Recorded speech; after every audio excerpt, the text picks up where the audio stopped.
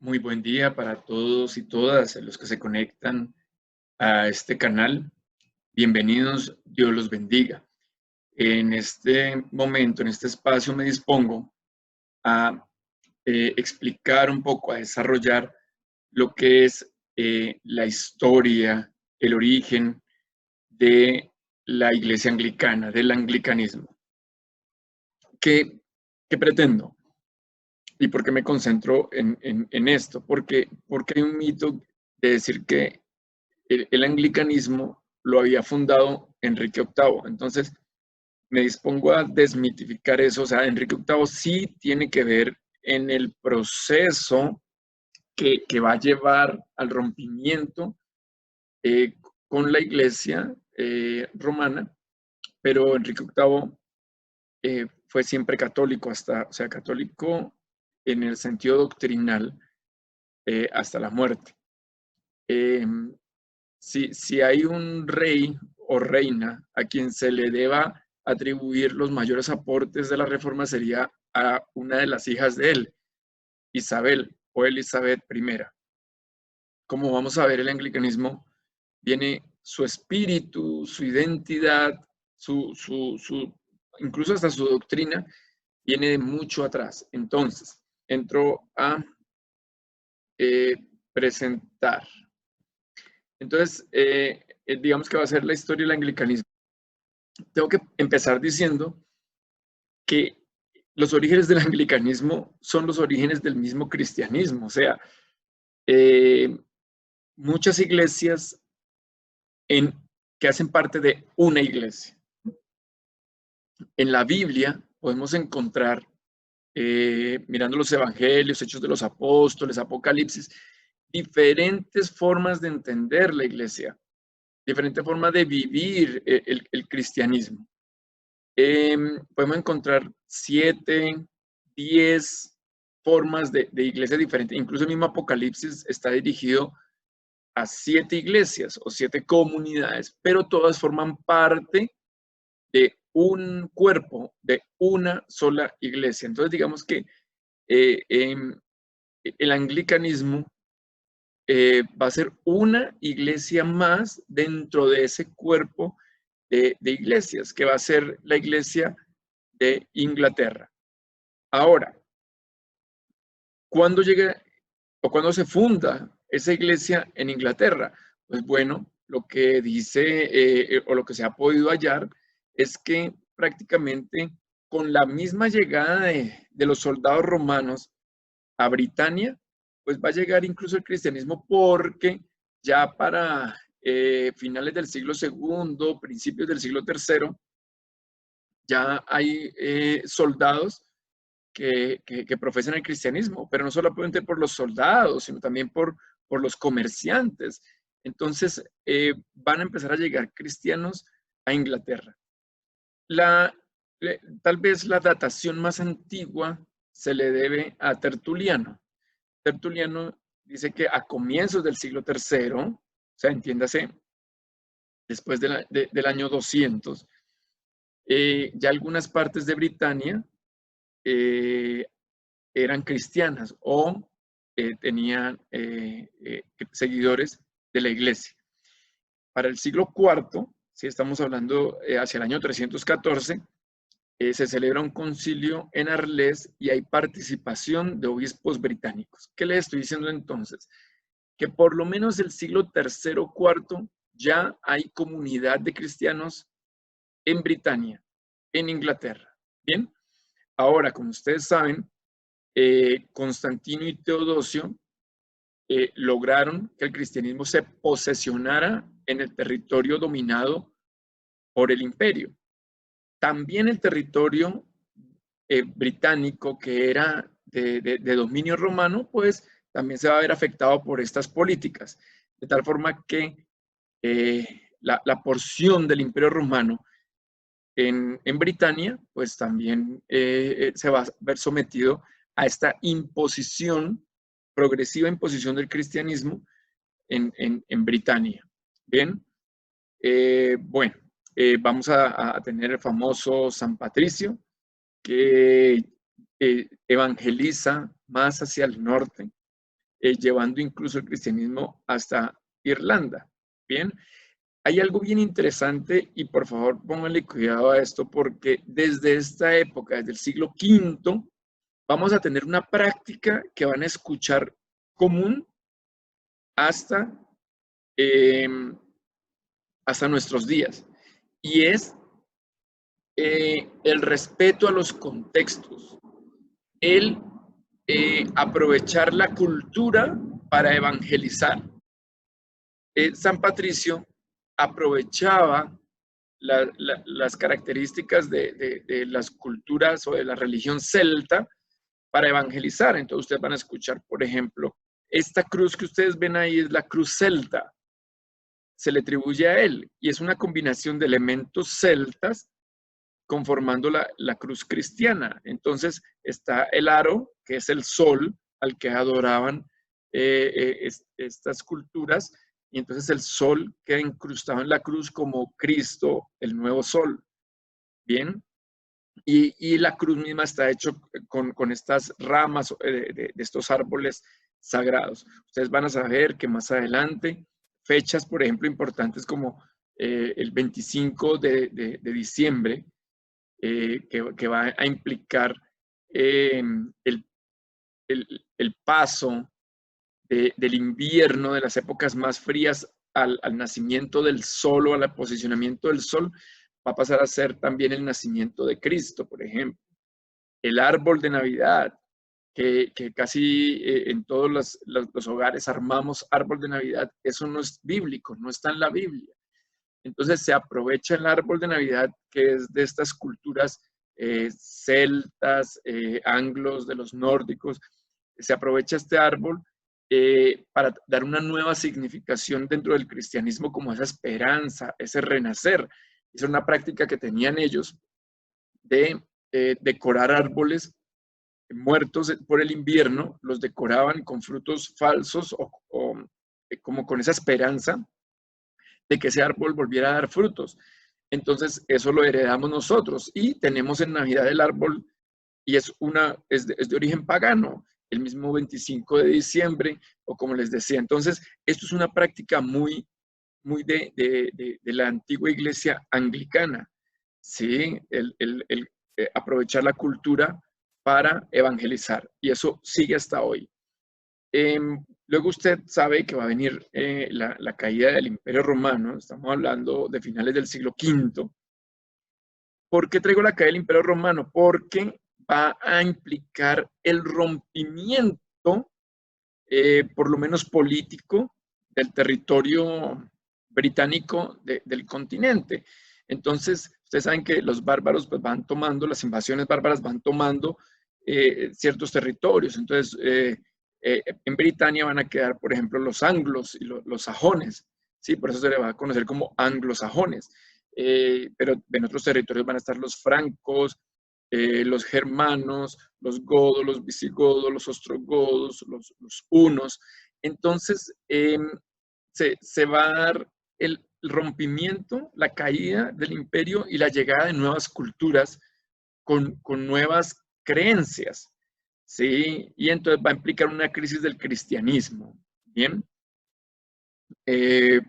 Para esta época, es bueno recordarlo, ahí no hay una única autoridad en la iglesia, esto es bueno tenerlo en cuenta, sino que hay patriarcados, ¿no? Entonces estaba el patriarcado de Jerusalén, el patriarcado de Antioquía, el patriarcado de Alejandría, el patriarcado de Constantinopla. Estos 4 patriarcados en la porción oriental del imperio, la porción que no cae del imperio, la oriental. Y al occidente, que es la parte que cae en el 475, al occidente el patriarcado es el de Roma. Es el patriarcado de Roma, que es pues el obispo principal de la parte occidental. Esta es la parte que cae. O sea que en Oriente van a continuar los patriarcados más antiguos, el de Jerusalén, el de Antioquía, el de Alejandría, ¿sí? Y pues el fundado o la ciudad fundada, la nueva Roma de Constantinopla. Bien, es bueno tenerlo en cuenta por algo que vamos a decir más adelante. Bueno, entonces, tras la caída del Imperio Romano, entonces en Britania Llegan los anglos, los sajones, los jutos, y van a llegar nuevas expresiones religiosas. Esto pone en crisis ese cristianismo celta que ya se había conformado hasta el siglo V, cuarto, quinto, en Britania. Entonces, va a ser un resurgimiento del paganismo. Los cristianos celtas, pues prácticamente siguen profesando casi que de forma escondida el cristianismo. Ese rompimiento con el continente va a hacer que el cristianismo británico celta pues vaya adoptando prácticas diferentes a las del continente, como por ejemplo el rito de la penitencia. Ese es propio de Britania, de Irlanda, ¿sí? Y la celebración de ciertas fiestas no se tenían, como el tema de la Cuaresma, o la Pascua se celebraba en fecha diferente. Bien, entonces hay un rompimiento entre los ritmos del cristianismo continental y el británico. En Britania van a surgir nuevos evangelizadores, está Columba, que es diferente a Columbano, que también van a ser evangelizadores y van en medio de estas tribus y de estas nuevas culturas, van a seguir impulsando el cristianismo con una iglesia autóctona, que va a ser una iglesia céltica, una iglesia celta, ¿sí? Y va a recuperar pues el cristianismo, y el cristianismo va a sobrevivir gracias a estos monjes, gracias a estos evangelizadores. Acá es donde de pronto tenemos que tumbar uno de los primeros mitos. Los que no dicen que el anglicanismo lo fundó Enrique VIII, entonces dicen que la llegada del cristianismo a Britania se le debe a este monje. Tienen a Agustín de Canterbury, a San Agustín de Canterbury, como el fundador de la iglesia en Inglaterra, como el evangelizador, el que llevó la iglesia a Inglaterra, y esto no es así. Claro, después que se empieza a dar la conversión de los bárbaros, pues no tenemos que hablar de cada uno, y tal vez el más representativo es Clodoveo, el Franco, pero empieza a darse una evangelización de los bárbaros. Sí, el cristianismo vuelve a tomar otro aire, vuelve a crecer, y los bárbaros en diferentes partes del continente poco a poco van entrando en el cristianismo, en diferentes formas de cristianismo. Algunos entran en el cristianismo arriano, otros entran en el cristianismo niceno. ¿Qué pasa? Que el Papa Gregorio Magno envía a un grupo de monjes a evangelizar, porque ellos, o sea, como se habían desconectado, creían que en Britania no había cristianos, solo paganos. Entonces prepararon una expedición para ir a evangelizar a Britania. Ahí va el monje Agustín de Canterbury, que es benedictino. Y entonces son enviados a evangelizar a los sajones, finalizando el siglo VI. ¿Cuál fue la sorpresa para ellos? Llegar a Britania y encontrar cristianismo. Entonces, eso fue un impacto. Incluso ellos iban temerosos de que los iban a matar. Pero cuando se encuentran cristianos y se dan cuenta que incluso la esposa del rey era cristiana, entonces prácticamente pudo predicar con libertad, y tuvo el apoyo del rey. Entonces, poco a poco otros reyes se fueron convirtiendo. ¿Cuál es el papel de Agustín de Canterbury? Es reconectar el cristianismo continental con el cristianismo británico. Entonces, no es que lo funda, es que se vuelven a encontrar, y eso va a permitir unificar lo que les decía hace un rato. Se empieza a unificar el rito del bautismo, el rito de la confirmación, las fechas de Pascua y Navidad, y poco a poco se va imponiendo el uso continental, es decir, el uso romano se empieza a imponer.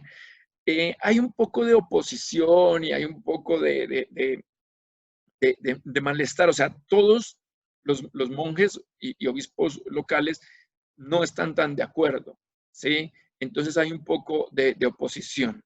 porque ya tienen sus propias formas y tienen sus propias prácticas, incluso formas litúrgicas, pero igual eran cristianos. ¿Bien? Cuando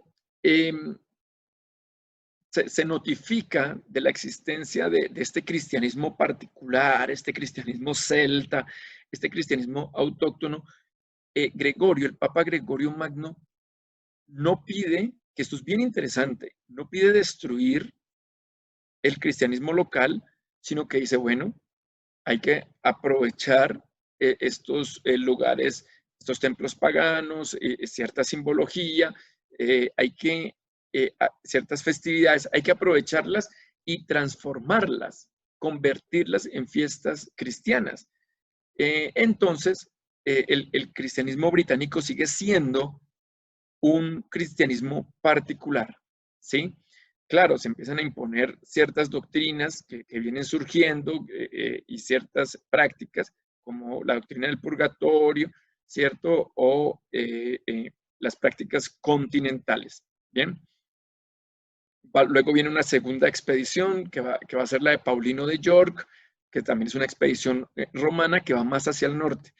Northumbria queda más o menos por acá, por la parte central. No sé si aquí alcanzan a ver York, por eso se llama Paulino de York, porque pues prácticamente este va a ser el centro de predicación. Acá se va a establecer el centro pues, de este territorio. Y va a haber, así como acá en Canterbury, no sé si lo alcanzan a ver acá en el suroriente, en Canterbury, va a ser como la sede principal. También va a ser una sede muy importante acá en York, para toda esta parte central que es Northumbria.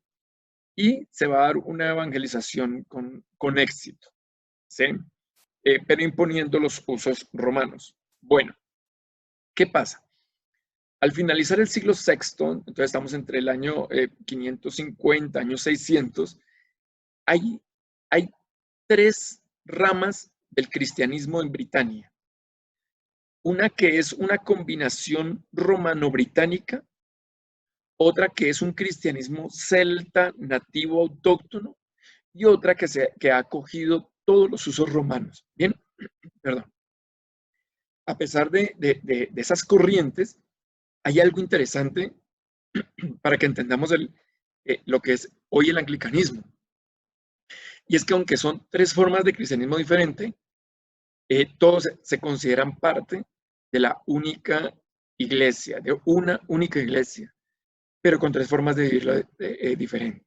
No se consideran tres iglesias con tres autoridades, no, eran todos parte de una misma iglesia. Y curiosamente, de las tres, la más conservadora era la celta. Es una cosa curiosa. Había un equilibrio, un diálogo entre las formas de iglesia, entre la uniformidad y la variedad, entre la centralización con Roma y la independencia, entre sus propias formas y las formas romanas. ¿Sí? A medida que se iba extendiendo hacia el norte, las dos versiones del cristianismo, el agustino romano y el británico, se encontraron frente a frente y pues ya poco a poco se iba agudizando, que era más el tema de quién tenía el poder. ¿Sí? A veces el problema no era tanto doctrinal, sino era, bueno, quién tiene el poder, quién tiene la supremacía. Digamos que el tema era un poco ahí casi político. ¿Bien?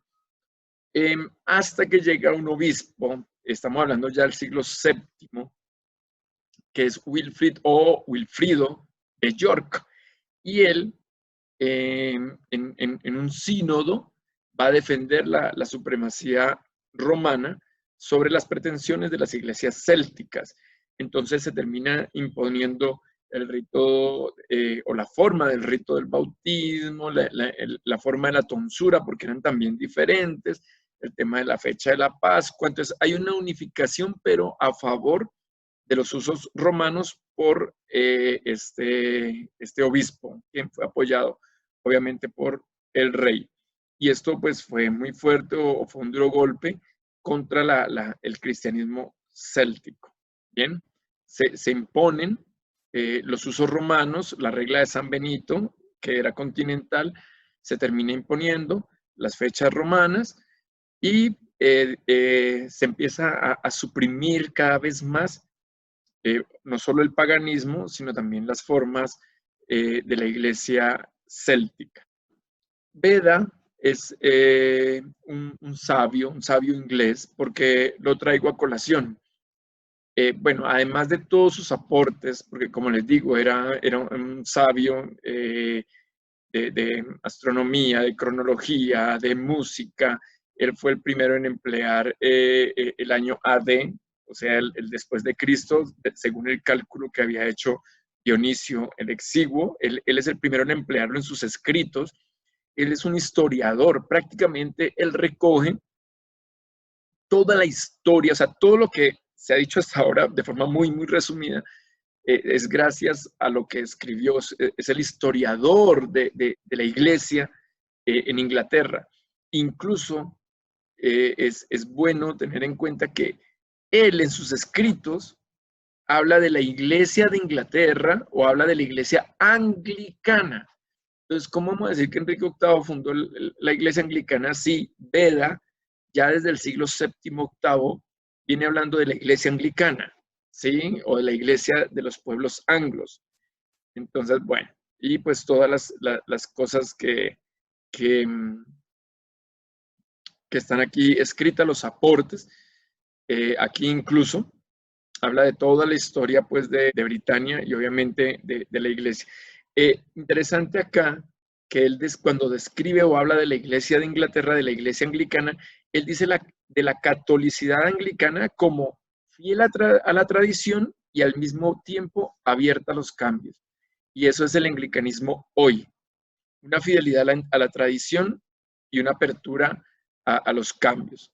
Y donde se busca la unidad en medio de la diversidad.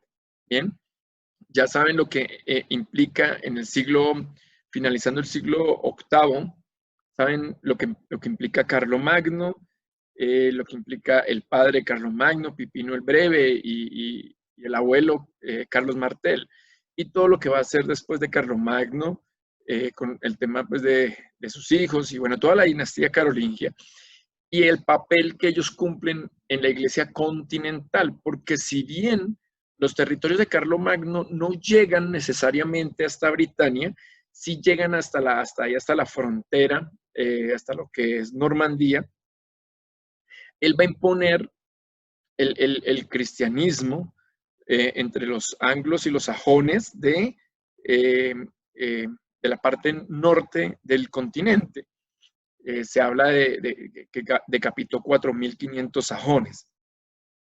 Entonces, como hay un cesaropapismo aquí, de un rey que convoca concilios, que nombra obispos, que reforma la vida monástica, que reforma la liturgia, que impone el latín, que impone la vulgata, que impone el panásimo o la hostia en la parte occidental, que impone impuestos para la iglesia. Entonces se va a ejercer un cesaropapismo en todo el territorio del imperio carolingio. Y el Papa va a adquirir o va a tomar mucho, mucho poder. Bien.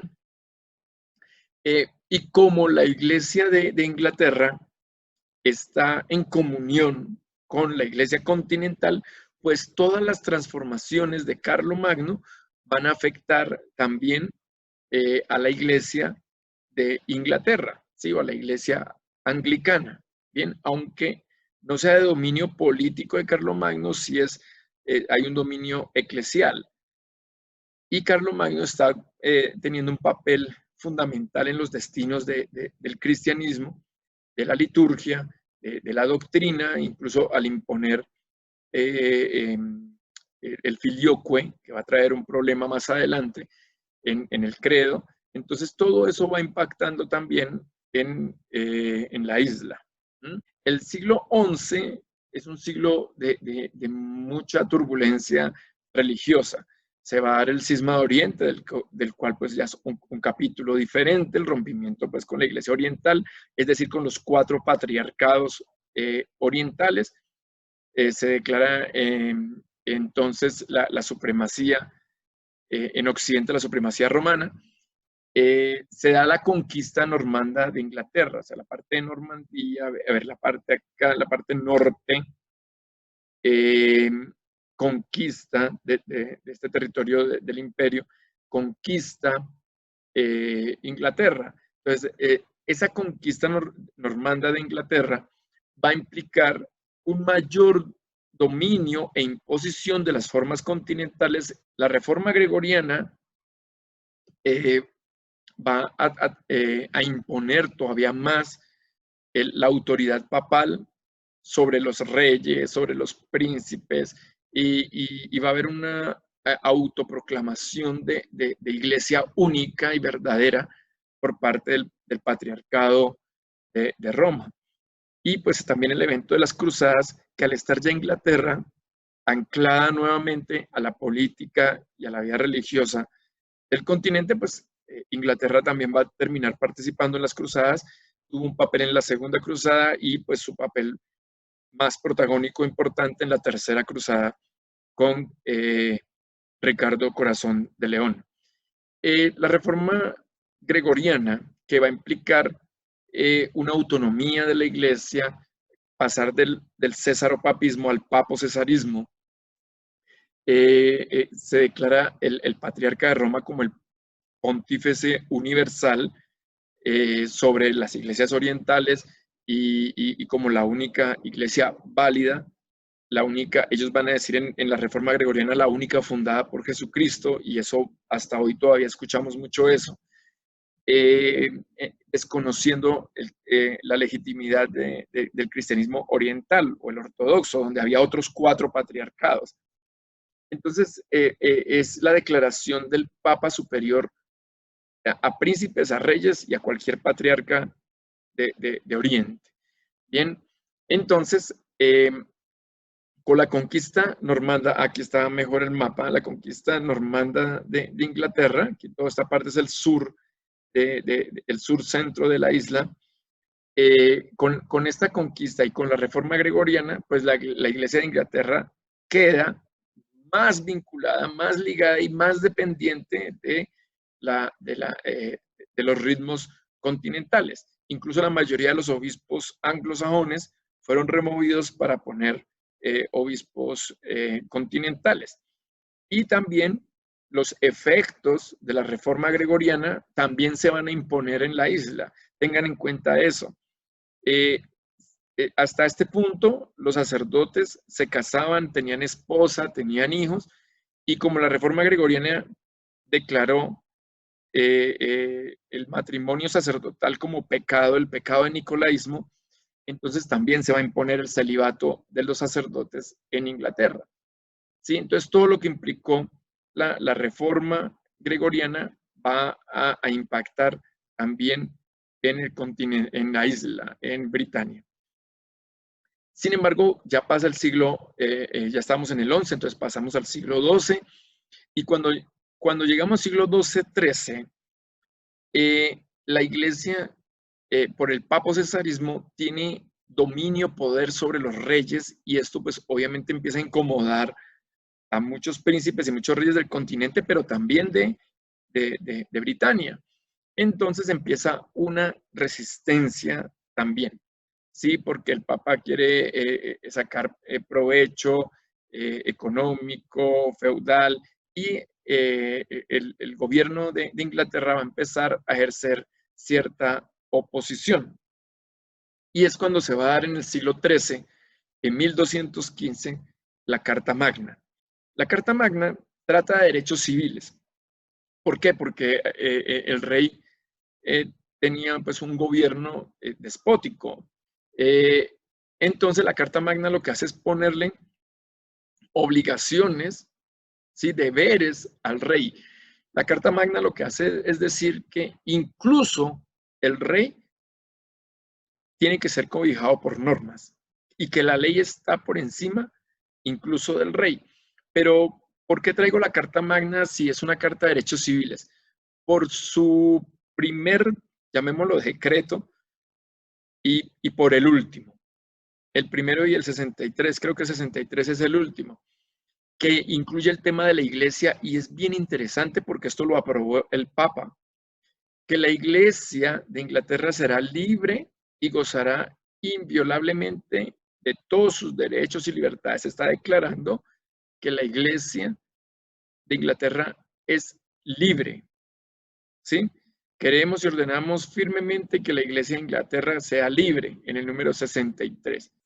Entonces declara pues la libertad de la iglesia de Inglaterra, que seguramente estaba hablando de una libertad con respecto a los poderes políticos, pero a la vez se firmó una independencia no solo de la iglesia, sino de la iglesia de Inglaterra, ¿bien? O sea, de la iglesia anglicana.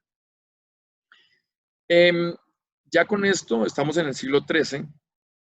Los siglos XIII y XIV sabemos que fueron tiempos difíciles para la vida moral de la iglesia.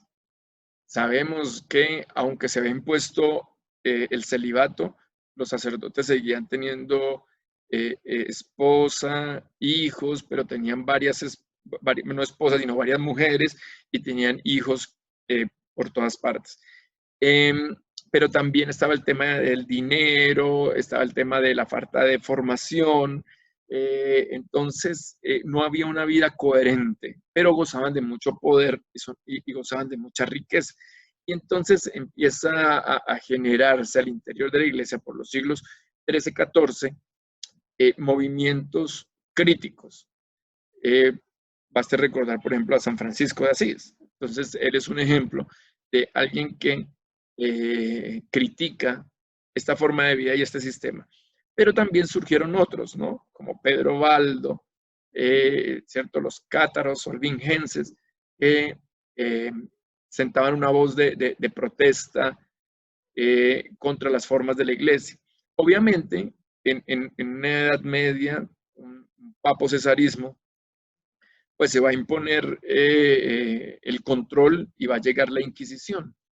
Entonces la Inquisición va a ser una institución que va a controlar la sana doctrina y que va a perseguir a la herejía y a estos movimientos que critican la autoridad de la Iglesia, la autoridad del Papa, y se va a dar incluso una cruzada, la cruzada albigense.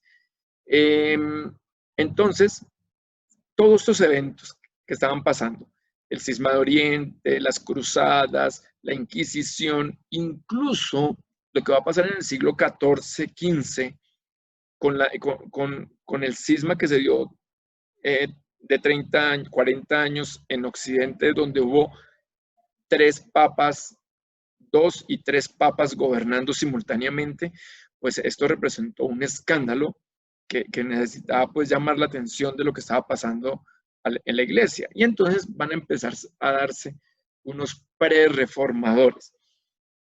Tal vez el más importante es John Wycliffe, que es inglés, es de la iglesia anglicana y va a marcar los principios de una iglesia crítica con el sistema. A él se le conoce como la iglesia, la estrella temprana o el lucero temprano de la Reforma, la estrella temprana de la Reforma, porque él empieza a criticar esto que está sucediendo en una época peligrosa, ¿no? de Inquisición. Estamos por el siglo XIV. John Wycliffe es sacerdote, doctor en teología, profesor en Oxford. Entonces, él empieza a desafiar esta autoridad de la iglesia 130 años antes de Lutero, en Inglaterra, ¿sí? En tiempos de Inquisición, en tiempos de dominio de la iglesia. Él empieza a criticar ciertas cosas como la posesión de tierra, la veneración de los santos, las indulgencias, la confesión, la autoridad de los obispos, incluso cuestiona la doctrina de la transubstanciación que ya se estaba imponiendo y que decía que el pan dejaba de ser física, químicamente pan para pasar a ser carne, carne real, física, química, y el vino dejaba de ser física y químicamente vino para convertirse física, químicamente en sangre. Entonces, John Wycliffe obviamente no refutaba y cuestionaba esto. Y entonces él empezó a criticar, a protestar, a publicar, digamos, lo que se podría llamar unas protestas con respecto a estas cosas que estaban sucediendo. Fue crítico del Papa al punto de llamarlo anticristo. No sé por qué no lo quemaron en vida a John Wycliffe. Bueno, parece que él gozaba de mucho prestigio y protección por su papel en la Iglesia de Inglaterra. Él condenaba, por ejemplo, también lo que estaba sucediendo con el tema del cisma, ¿sí? El cisma de Occidente. Fue arrestado, obligado a renunciar a su trabajo en Oxford. Acerca de la Biblia, una de las cosas que Wycliffe insistía es que la Biblia debía estar al alcance de todos. Recuerde que la Biblia estaba en latín, que era la única versión permitida, la Vulgata de San Jerónimo. Entonces, él lo que hace es decir que si el cristianismo, los cristianos conocieran la Biblia, todo cambiaría. Entonces, él quiere que la Biblia esté al alcance de todos y empieza una traducción. Recuerda, no existía la imprenta, entonces eran ejercicios a mano, manuales. Entonces, él empieza la traducción con un grupo de seguidores que se van a conocer más adelante como Wycliffitas o Lollardos. Y pues se hace la traducción del latín al inglés de la Biblia. En el Concilio de Constanza de 1414, o sea, Wycliffe había muerto en 1384 y él había sido enterrado en la catedral muy dignamente, pero cuando se da el Concilio de Constanza, que es el concilio en el que se soluciona el cisma de Occidente, entonces se declara hereje a Wycliffe. Y el Papa que fue elegido para la unificación de Occidente, la Iglesia Occidental, que fue Martín V, ordenó la exhumación, como había sido condenado Wycliffe a hereje, fue condenado hereje, entonces fue exhumado y sus cenizas, perdón, sus restos fueron quemados. O sea, fue llevado a la hoguera o condenado post-mortem y fue arrojado entonces las cenizas al río, con la esperanza de que no se volviera a hablar de él y resulta que hoy todavía estamos hablando de él. Contemporáneo a Lutero está William Tyndale, ¿sí?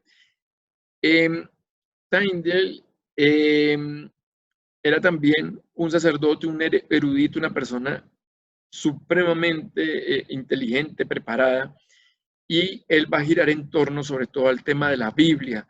Recuerden que este es contemporáneo a Lutero. Lutero, recuerde que hace la protesta en 1517 y es excomulgado en 1521, entonces miren las fechas, es contemporáneo a Lutero, pero él está en Inglaterra. Y estamos hablando más o menos de 100, 130 años después de Wycliffe.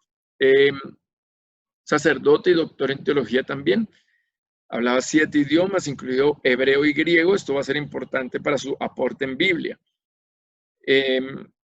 Se opuso a la anulación del matrimonio de Enrique VIII, de quien tenemos que hablar ahorita, y diferenciaba el poder político del eclesiástico, que también es importante.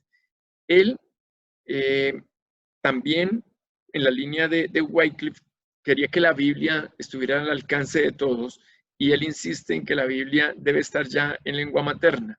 Para esta época ya está la imprenta, que eso va a favorecer sobre el trabajo de Wycliffe, que era a mano.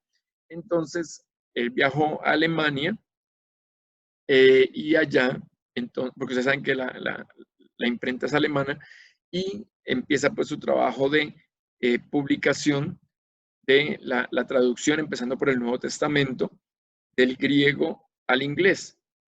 ¿Sí? Y pues con la imprenta son miles de copias y se difunden rápidamente por Europa y sobre todo por Inglaterra. Bien, hoy quedan 2 ejemplares, 2 de esos 18.000 que se imprimieron. La traducción de la Biblia la hace a partir de las lenguas originales, lo que es mucho mejor que la de Wycliffe, porque la de Wycliffe era la traducción de la Vulgata latina al inglés, pero esa Vulgata era una traducción de la Septuaginta del Antiguo Testamento y del Nuevo Testamento griegos, y la Septuaginta pues era una traducción del hebreo al griego. Entonces, en la versión de Wycliffe pasaba en el Antiguo Testamento del hebreo al griego, del griego al latín, del latín al inglés. En cambio, la de Tyndale es de los originales hebreo y griego. Va a ser la Biblia oficial de Inglaterra, ¿sí? Incluso siglos después será la mejor traducción que existía de la Biblia al inglés. Se dice que hoy en día entre el 70 y el 90% de la Biblia actual en inglés es la traducción de Tyndale o de Tyndale. Bueno, fue condenado obviamente a hereje y más en la época en que le tocó los inicios de la Reforma protestante, pues fueron de mucha muerte, de mucha persecución, de quemados en la hoguera, de decapitados. Bueno, entonces fue declarado hereje y fue ejecutado en 1536. Luego tendríamos que pasar a Enrique VIII. Miren todo lo que pasó y hasta ahora llega Enrique VIII. Y ya la iglesia anglicana existía desde el siglo III, IV. Iglesia anglicana, o sea, el cristianismo en Inglaterra. Hay que desmitificar el tema de Enrique VIII porque, claro, se encuentra mucho en internet a él como fundador del anglicanismo, pero es más una lectura errónea de lo que él hizo. Entonces, aclaremos un poco, a ver qué tiene que ver Enrique VIII con el anglicanismo. Lo que pasa es que estamos en una época, y es bueno tenerlo en cuenta, que el siglo XVI es una época donde se empiezan a dar ciertos nacionalismos. Entonces se empiezan a reafirmar las monarquías. Por ejemplo, en el Sacro Imperio hay unas luchas de poder también.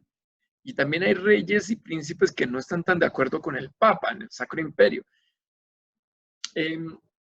Más con el poder político, y esta es la clave, es más el tema político que doctrinal.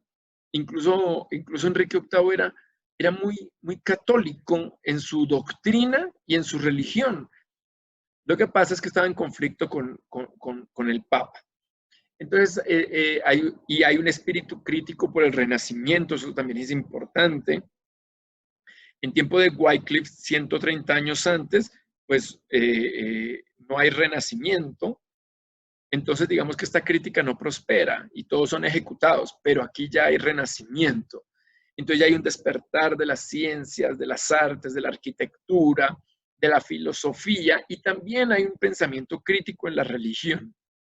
Se ha inventado la imprenta, hay un sentimiento anticlerical, el luteranismo está creciendo en el continente, y hay un papa que no tiene mucha autoridad, Julio de Medici, que es el Papa Clemente VII. Es bueno que tengamos en cuenta al emperador del Sacro Imperio, Carlos V, que tiene una relación, ya la voy a contar, con España e Inglaterra, y pues los reyes españoles también están en medio de todo. Entonces, todas estas características van a jugar un papel importante a la hora de Enrique VIII, que tiene que ver con la iglesia. Entonces, el rey era Arturo. Arturo estaba casado con Catalina de Aragón. El dato es importante porque Catalina de Aragón es hija de los reyes españoles. Entonces, ¿qué pasa aquí? Que los reyes españoles, Fernando de Aragón y Isabel la Católica, son supremamente fieles al Papa. Su hija políticamente está casada con el rey Arturo. Entonces hay una alianza español-inglés. Pero también la otra hija se había casado con el rey del Sacro Imperio. ¿Sí? El hijo de esa otra hija de Isabel y Fernando es Carlos V, que Carlos V es el rey del Sacro Imperio. Entonces, tenemos a un rey, Carlos V, que es sobrino, para que lo entendamos mejor, sobrino de Catalina de Aragón, ¿sí? Y nieto de los reyes católicos en el Sacro Imperio. Y tenemos en España los reyes católicos y tenemos en Inglaterra entonces que la reina es hija de los reyes católicos. Bueno, todo eso hay que tenerlo en cuenta por lo que va a suceder. Muere Arturo. Cuando muere Arturo, el que tiene que subir al poder es Enrique. Enrique es un adolescente de 14, 15 años. ¿Y qué hacen? Casarlo con la viuda. ¿Para qué? Para seguir manteniendo la alianza política. ¿Por qué digo que este dato es importante? Pues porque ese matrimonio ya es nulo. Es nulo porque fue obligado. Es una señora viuda, mayor, y él es un adolescente y lo obligan a casarse para mantener esas alianzas políticas. Entonces, ese matrimonio es nulo. ¿Bien? Ok. Sin embargo, él lo asume. Él lo asume y no tiene un hijo varón. Tuvo, tras un aborto, un bebé muerto, tuvo a María, que prácticamente fue la única sobreviviente de 7 embarazos. María. Tengan en cuenta a María. Enrique añoraba un heredero varón y él pensaba que Dios lo estaba castigando, porque hay una mentalidad religiosa, lo estaba castigando porque él se sentía viviendo casi en incesto. Sí, casi en incesto porque él sentía que estaba sosteniendo relaciones sexuales con su cuñada y pues bueno, sí era así, ¿no? La cuñada, pero ahora era la esposa. Entonces había un sentimiento ahí de que las cosas no estaban funcionando bien y él era muy, muy católico, al punto, y esto es bueno tenerlo en cuenta, que él estaba en contra del luteranismo y él perseguía y mandó decapitar luteranos.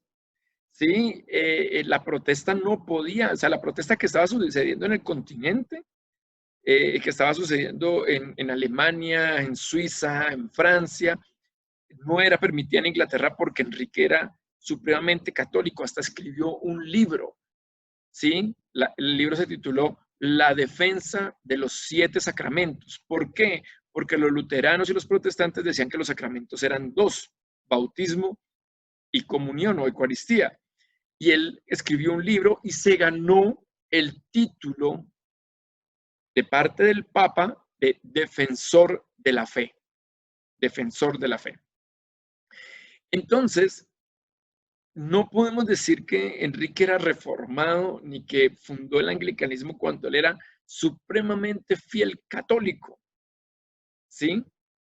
Defendía las doctrinas católicas. Entonces, ¿qué fue lo que pasó? Que él lo que le pide es al Papa Clemente, acuérdense, Clemente VII, Giuliano de Medici, le pide al Papa anular el matrimonio, o sea, declararlo nulo. El matrimonio era nulo, había que declararlo nulo. No voy a entrar a defender a Enrique, claro que no, ahí están las 6 esposas, 2 murieron decapitadas por algo que en esa época era el crimen de lesa majestad, era deshonrar al rey.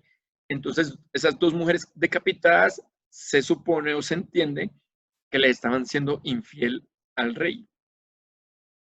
Entonces, existe un estribillo, los ingleses, con este tema de las 6 esposas, que dicen divorciada, decapitada, muerta, divorciada, decapitada, sobreviviente. Entonces, en el orden que están acá. Divorciada, pues Catalina de Aragón, porque es la madre de María, porque ese matrimonio fue declarado nulo. ¿Bien? El Papa Clemente VII no lo quiso declarar nulo. ¿Por qué no lo quiso declarar nulo? Por los intereses políticos.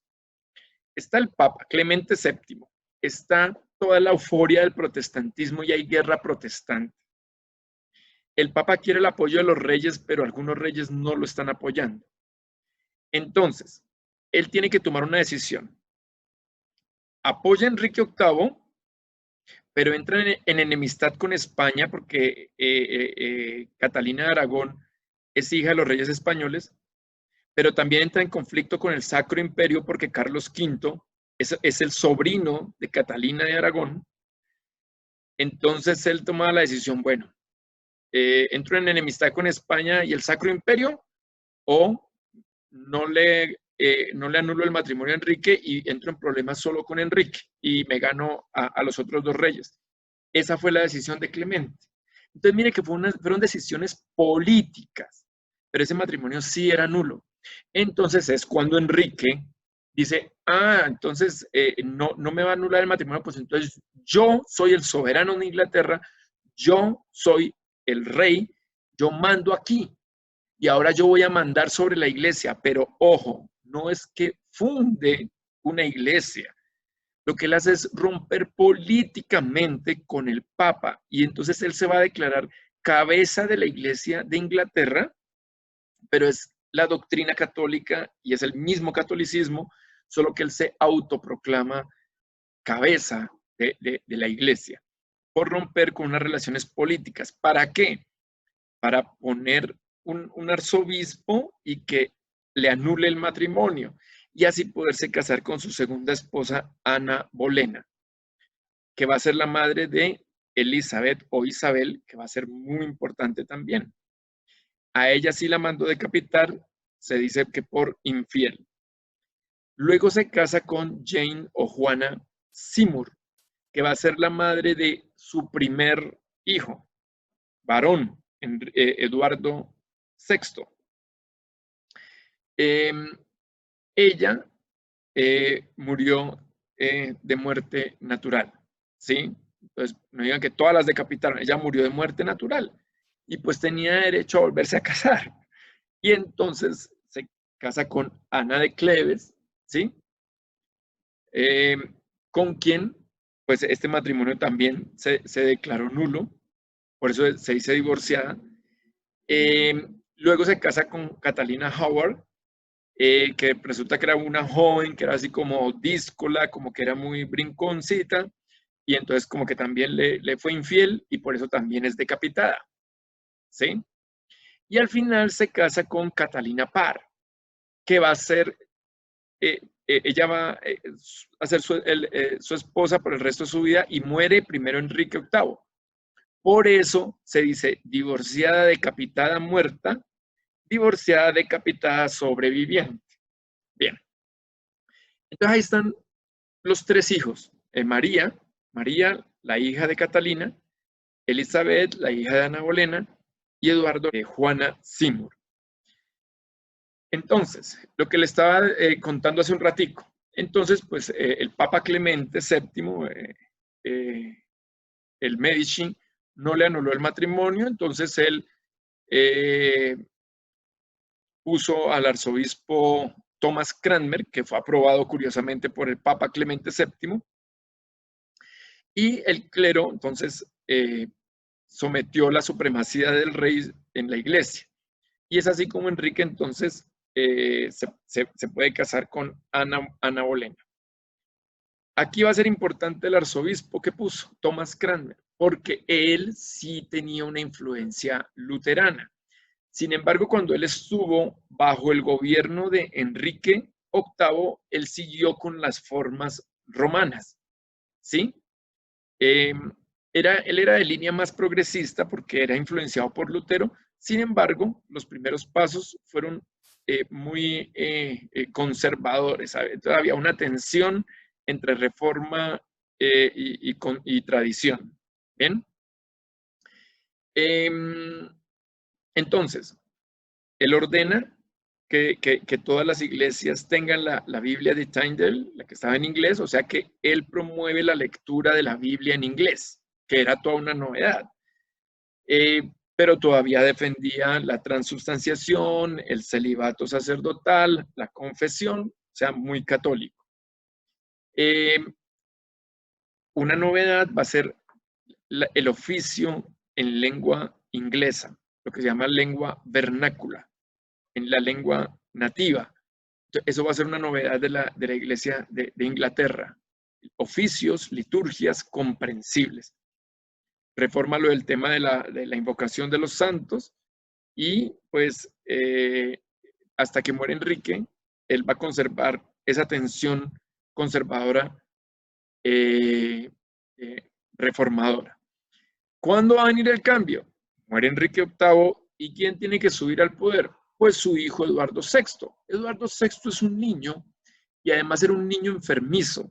Entonces realmente él duró muy poco como rey. En asuntos de religión, el arzobispo va a ser Thomas Cranmer. Y ahí sí, como Thomas Cranmer había educado a Eduardo VI en el luteranismo, entonces Eduardo VI tiene ya un ala muy, muy luterana. Entonces, la Iglesia de Inglaterra con Eduardo VI pasa del catolicismo al protestantismo. Entonces, prácticamente Inglaterra se vuelve luterana. Entonces,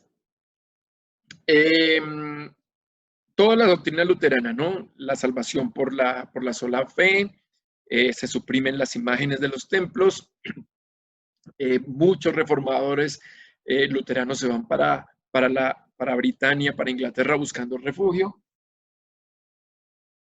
se condena la doctrina de la transubstanciación y se sigue promoviendo la misa en inglés, oída, vista, comprendida, participada, ¿bien? Y se promueve la formación del clero. Una novedad de la Iglesia de Inglaterra es que el vino, el cáliz, también se da a los laicos, a los fieles. O sea, no solamente se da el pan, sino que se declara el derecho a comulgar también con vino. Se condena la doctrina del purgatorio, o sea, se va a tener eso como falso.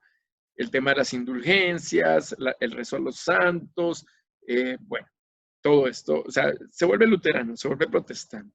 Bien, ¿qué pasó? El problema es cuando muere Eduardo VI, porque como murió el varón que había sido criado en el luteranismo, quedan dos hermanas, María, hija de Catalina, de religión católica, y queda Elizabeth o Isabel, que es la hija de Ana Bolena. Entonces, por orden, sube María I, ¿sí?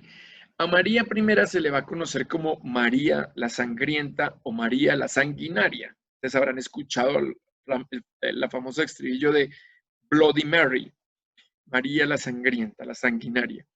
¿Por qué? Ella subió al poder y como ella era católica romana, pues imagínense, hija de Catalina de Aragón, nieta de Fernando y de Isabel, los reyes de España, entonces ella vuelve a imponer el catolicismo. Y entonces mire que hasta aquí, o sea, no estamos diciendo que se fundó el anglicanismo. O sea, Enrique VIII fue católico, Eduardo VI fue luterano y María Isabel otra vez católica. Impone el catolicismo. Entonces cambia a los obispos por obispos fieles al Papa y vuelve otra vez todo. Y es una matanza impresionante. O sea, se dice que en sus 5 años llegó a ejecutar o mandar a ejecutar 300 protestantes. O sea, fue una matanza terrible. Vuelve otra vez a declarar la fidelidad a Roma. O sea, Inglaterra es romana.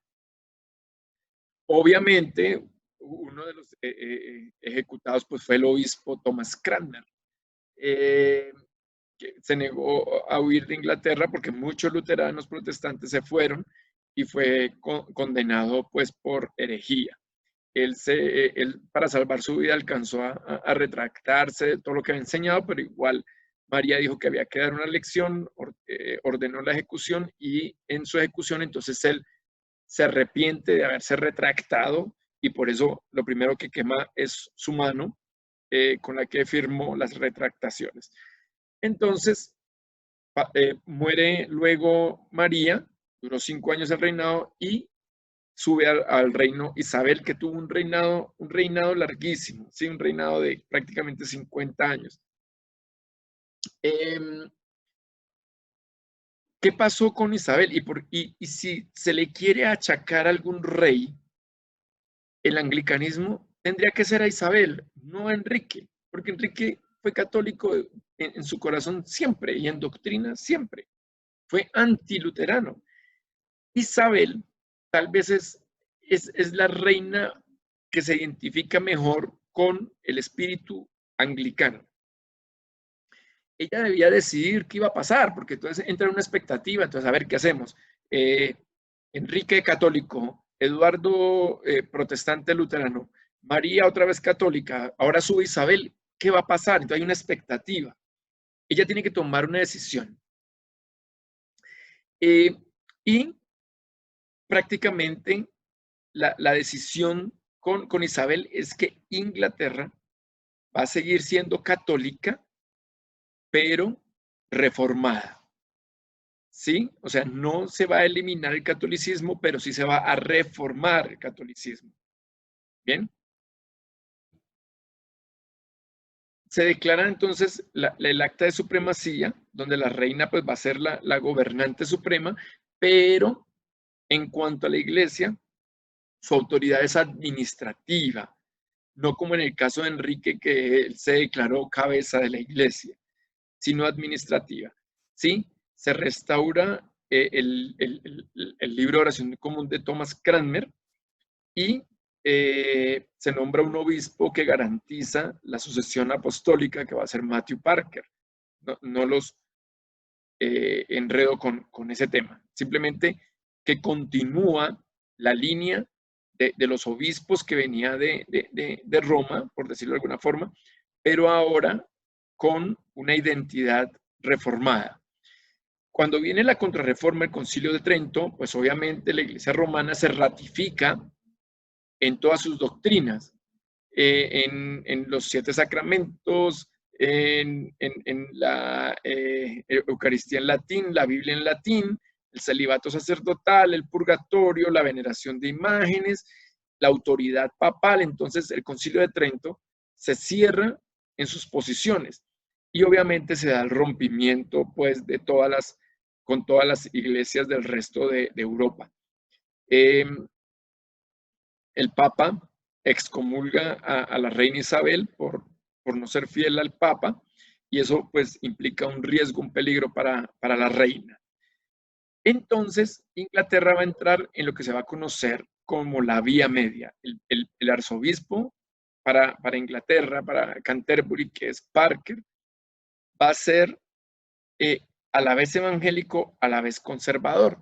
Entonces, prácticamente va a haber 3 alas nuevamente, 3 alas del cristianismo en Inglaterra.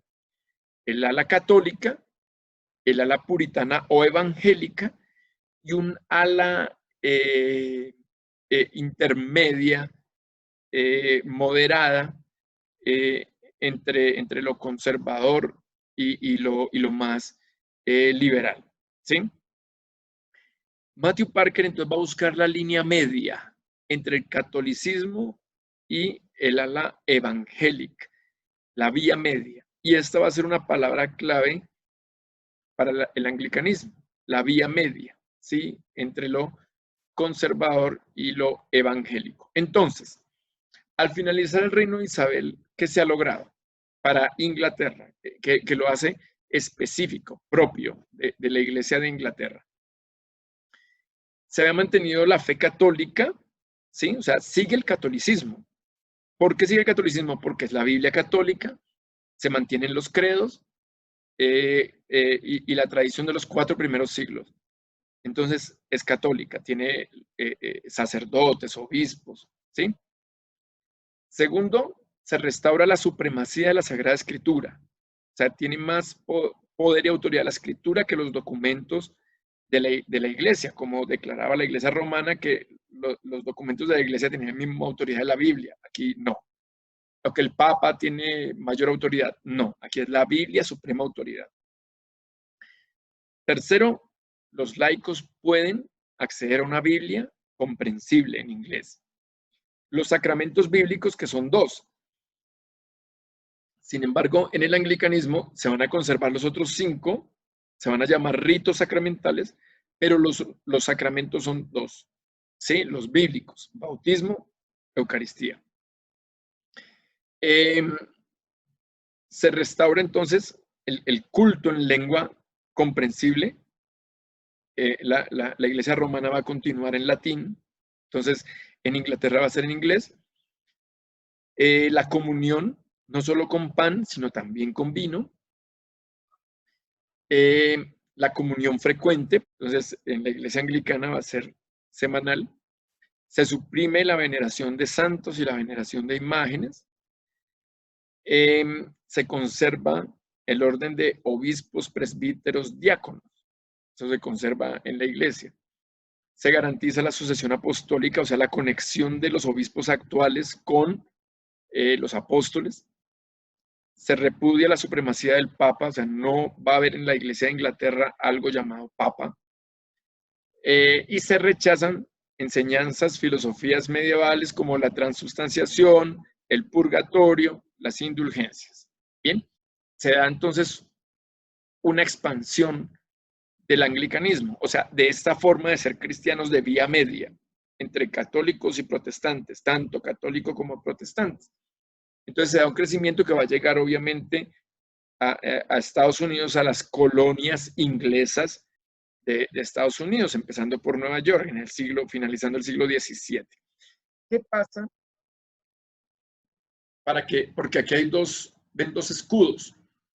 El escudo del anglicanismo, de la comunidad anglicana, y el escudo de la iglesia episcopal. ¿Qué fue lo que pasó? Cuando se da la independencia de los Estados Unidos, se da la separación de independencia de Estados Unidos de Inglaterra. Y eso va a traer un problema para la iglesia. ¿Por qué? Porque los obispos juran o juraban fidelidad al rey. Entonces, cuando se da la independencia de los Estados Unidos, todo lo que huela a inglés, incluso la misma palabra anglicano, se va a repudiar.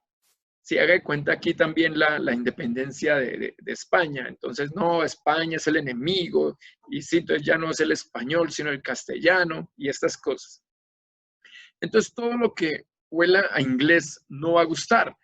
Entonces la religión o la iglesia es anglicana, entonces ahí va a entrar un conflicto. Hasta el nombre va a tener que cambiar de la iglesia. Y los obispos no van a poder jurar fidelidad al rey. Entonces hay un problema. Y es que es elegido a Samuel Savory como el obispo para Estados Unidos. ¿Cuál es el problema? Que él no va a poder jurar fidelidad al rey, ¿sí? Él viajó a Londres para ser consagrado obispo, pero no. Entonces ahí viene el problema. ¿Cómo hago para ser consagrado obispo? Porque los obispos de Inglaterra no van a poder consagrarlo al obispo. O sea, para consagrar un obispo se necesitan de 3 obispos. Entonces él viaja a Inglaterra para ser consagrado obispo, pero quedaría mal que le jurara fidelidad si estaban en la independencia de los Estados Unidos. ¿Cuál fue la salida? Y por eso este escudo, recurrir a la iglesia de Escocia, que la iglesia de Escocia también era de origen anglicano, tenía sucesión apostólica, pero era la iglesia episcopal escocesa. Entonces, allí hay una alianza, digámoslo así, y los obispos de la iglesia episcopal de Escocia consagran al obispo Savory como obispo para los Estados Unidos, y así es el primer obispo de los Estados Unidos. Por eso ustedes ven ese escudo que tiene como la bandera de Inglaterra, tiene la bandera de Inglaterra, pero tiene la bandera de Escocia en la parte superior izquierda. ¿Sí ven? Tiene la bandera de Escocia, que la bandera de Escocia es fondo azul y una cruz en forma de X, que es la cruz de San Andrés, con 9, que está conformada por 9 cruces, que son las 9 provincias originales de la iglesia episcopal. Y entonces así surge la iglesia episcopal, o bueno, con el nombre de Iglesia Episcopal de los Estados Unidos. Sin embargo, en el siglo XIX, en Oxford se da un movimiento de volver otra vez a las formas católicas. Incluso algunos obispos pasaron a la Iglesia Católica en el siglo XIX. Entonces vuelven a darse ciertas formas, sobre todo en la liturgia y en los ornamentos y en la estética de los templos, muy católica. Pues solamente el movimiento de Oxford es un movimiento del siglo XIX que trata de desprenderse un poco ya de un ala evangélica que se ha propagado mucho y volver otra vez a ciertas formas católicas, y por eso, que se van a conocer como anglo-católicas. Entonces tenemos la Iglesia de Inglaterra, la Iglesia Episcopal de los Estados Unidos y la Iglesia de Escocia, que son 3 iglesias hermanas que tienen el mismo origen, pero que están separadas. Entonces, por medio de lo que se va a conocer como la Conferencia de Lambeth, se definen los instrumentos para esta comunión, ¿sí? Para andar en diálogo, unidos, ¿sí? En comunión, no como la eliminación de 2 para quedarnos con una, no, sino para trabajar juntos. Y así llegamos a lo que es la comunión anglicana, que la comunión anglicana es una comunión de iglesias o de provincias que trabajan juntas, que tienen las mismas bases, la Biblia, la tradición, los credos, la sucesión apostólica, o sea, tenemos los mismos elementos y la misma doctrina. Siguió evolucionando, siguió avanzando y ya en el siglo XX, a mediados, se da la ordenación de la primera mujer de la comunión anglicana, ¿sí? Que es Florencia Lee Tim-Oy, que va a ser la primera mujer sacerdote de la comunión anglicana en el 44.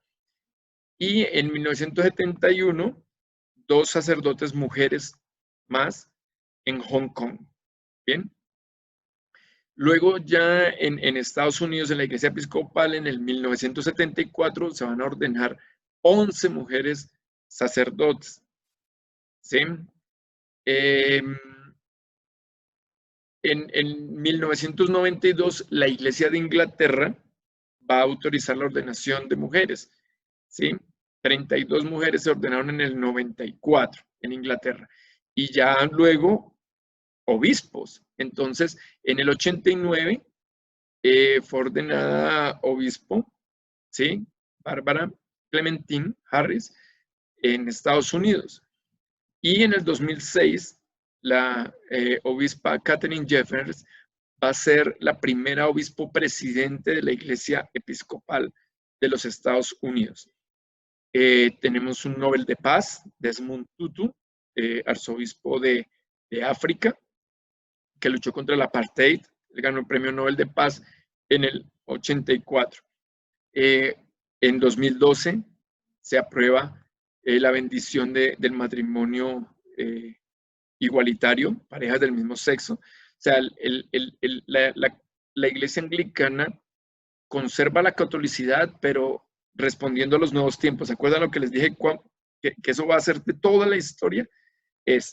Somos católicos, somos tradicionales, pero a la vez respondemos a los nuevos tiempos.